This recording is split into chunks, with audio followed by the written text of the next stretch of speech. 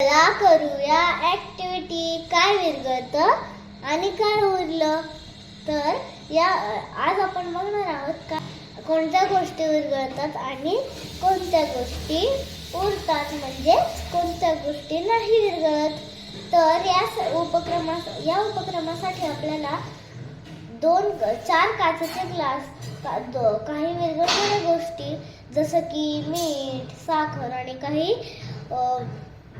काही न विरघळणाऱ्या गोष्टी जसं की माती, पानं असे लागणार आहेत. तर आता बघूयात की मीठ विरघळतं की उरतं.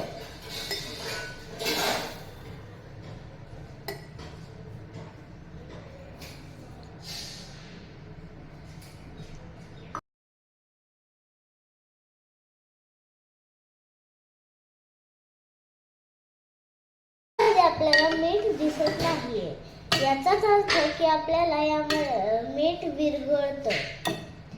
आता चला बघूया की साखर विरघळते की नाही.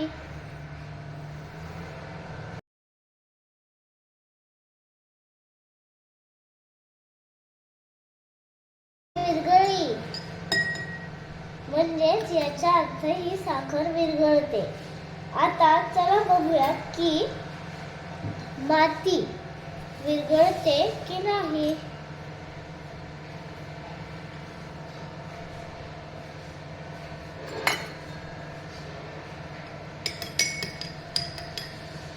माती वर तळाशी येऊन बसली, याचाच अर्थ माती विरघळत नाही.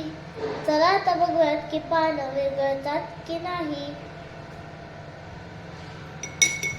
पानं ह्याच्या तळाशी येऊन बसले म्हणजेच पानं विरघळत नाहीत.